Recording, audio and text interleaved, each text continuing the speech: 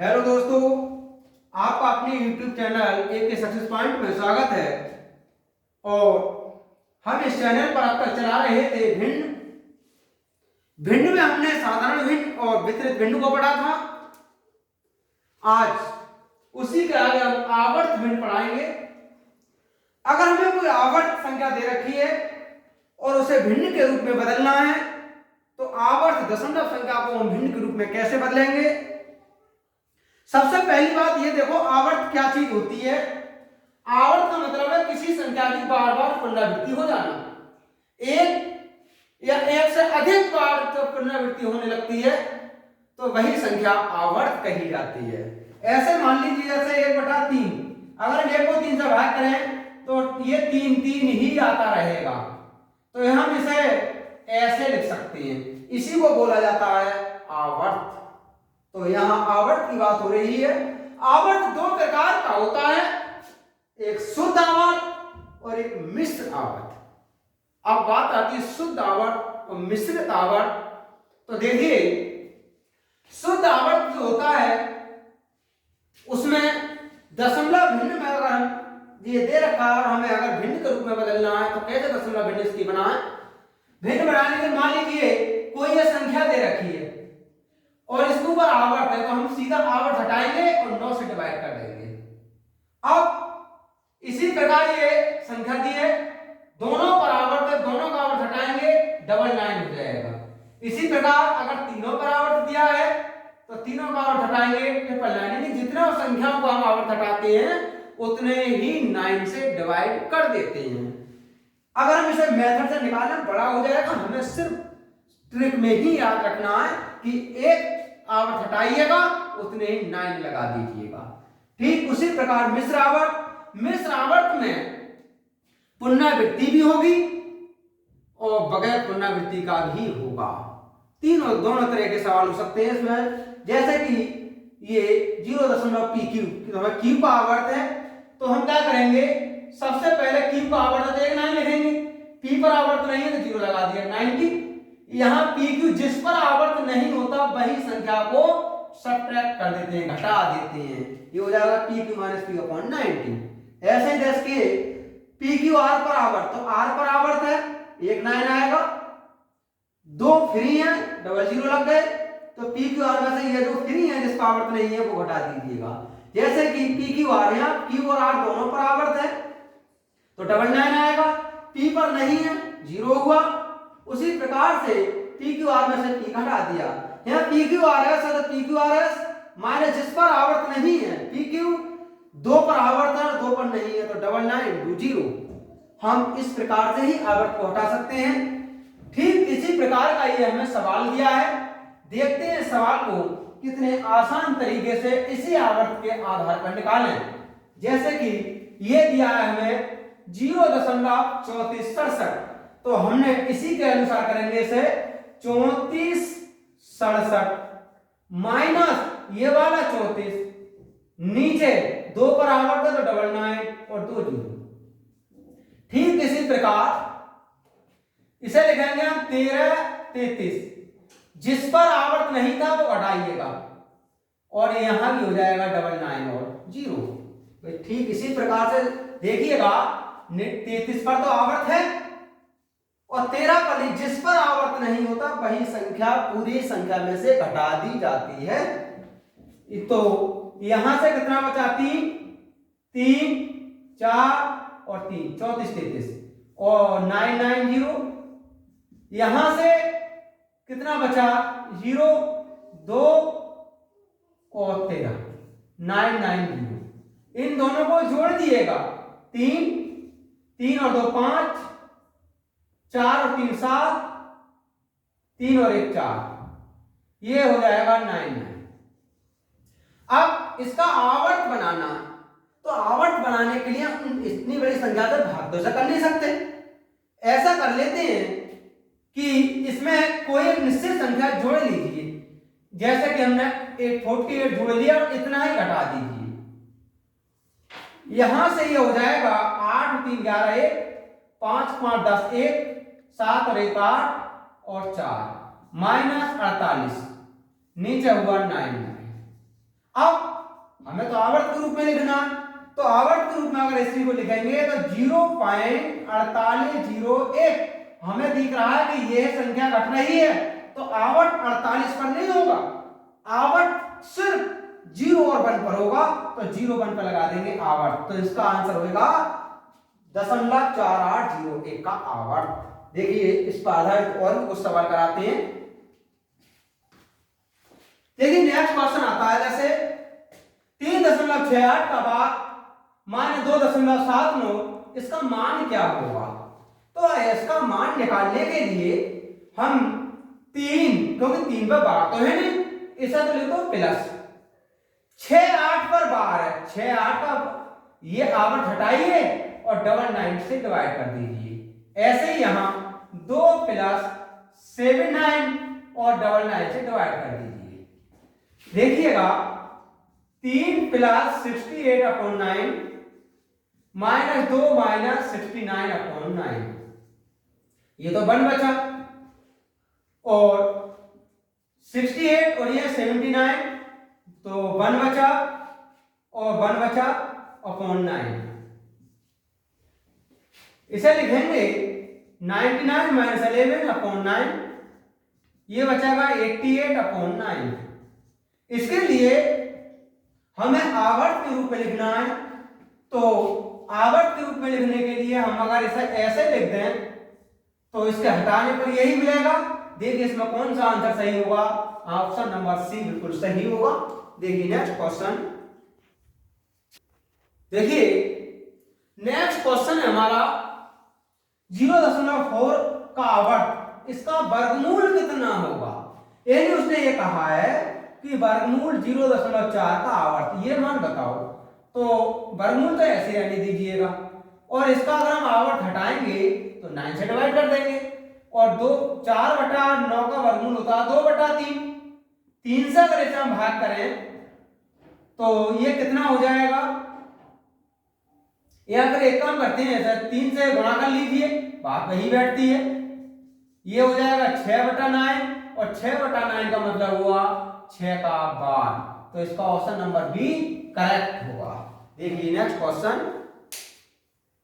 देखिए next question है 0.63 + 0.37 + 0.80 को सरल कीजिए।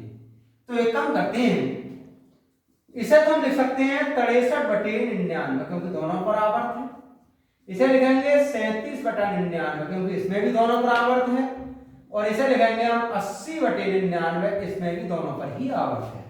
दोनों को जोड़ दीजिए, तो 3 और 7 10 1, 7 3 10 8 18, 180/99। इसे हम ऐसा लिख सकते हैं 1 सही 81/99, क्योंकि 99 और 81 180 हो जाएगा। इसे कैसे लिखेंगे? एक तो ये है 81/99 का मतलब हुआ 1.81 का आवर्त। उसने कहा था सरल कीजिए, तो इसका आंसर होगा 1.81 का आवर्त। देखिए आगे नेक्स्ट क्वेश्चन है हमारा 3.36 का आवर्त माइनस 2.05 का आवर्त प्लस 1.33 का आवर्त, इसको सरल कीजिए। तो इसे लिखेंगे हम 3 + 36/99। ऐसे ही यहां आ जाइए 2 + 05/99। ऐसे ही यहां आ जाइए 1 + 33/99। इसमें ये तो अलग जोड़ लो, ये हो जाएगा 3 + 36/99, 2 - 5/99, 1 + 33/99, 3 और 1 4, ये बचा 2 प्लस 36 और 33 जोड़ दीजिए, 36 और 33 ये हो जाएगा 69, इसमें से 5 कम कर दो, ये बचा 64, तो ये बचा 64/99। तो देखिए 2 और 64/99 का मतलब हुआ 64 का आवर्त, तो इसका आंसर होगा 2.64 का आवर्त। देखिए नेक्स्ट क्वेश्चन है हमारा 1.36 किस समान भिन्न के बराबर होगा? तो इसे एक काम करते हैं, 1.36 दिया है, 1 + 3×6/99, क्योंकि अगर इसका आवर्त हटाएंगे तो नीचे डबल 9 आ जाएगा। ये हो जाएगा 99 प्लस 36/99। इसे जोड़ दो, 6 9 15 1 4 9 13, ये 9 से कट जाएगा, 15 9 135, 11 9 99। तो ये जो संख्या दी है ये 15/11 के बराबर होगी। देखिए आगे, देखिए नेक्स्ट क्वेश्चन हमारा 0.4777 किस साधारण भिन्न के बराबर होगा। तो ऐसे लिखेंगे हम 0.4 और 7 का बार बार कंटिन्यूस चल रही है, इसको ना 7 पर आवर्त रहेगा। जिस संख्या की बार बार पुनरावृत्ति होती रहती है समझ लीजिए उसी संख्या पर आवर्त लगा है। इसका अगर आवर्त हटाएंगे तो ये हो जाएगा 47। जिस पर आवर्त नहीं है वो घटा दिया जाता है। नीचे आवर्त एक संख्या पर है, एक पर नहीं है तो उतना 0 लगा दीजिए। ये हो जाएगा 43 और ये हो जाएगा 90। उसने कहा था किस साधारण भिन्न के बराबर है, तो ये होगा 43/90 के बराबर। देखिए आगे, देखिए 0.111 ये 1/9 है, तब ये किसके बराबर होगा। तो एक तो तरीका ये रहता है, क्योंकि इसका जो मतलब हुआ वो ये हुआ, अब ये 1/9 है, तो बताइए कि ये क्या होगा। एक तो ये तरीका है, तो इसे अगर हम हल करें तो हल करने के लिए इसमें से 4 कॉमन ले लीजिए। जब 4 कॉमन लेंगे तो यहां से 1 तो सभी में 4 का ही मल्टीप्लाई हो रहा है, 0.1111 ये हो जाएगा। इसका मतलब हुआ 0.1 का बार, और इसका मतलब क्या है 1/9, तो ये हो जाएगा 4/9। तो कहने का मतलब हुआ कि ये किसके बराबर होगा, 4/9 के बराबर होगा।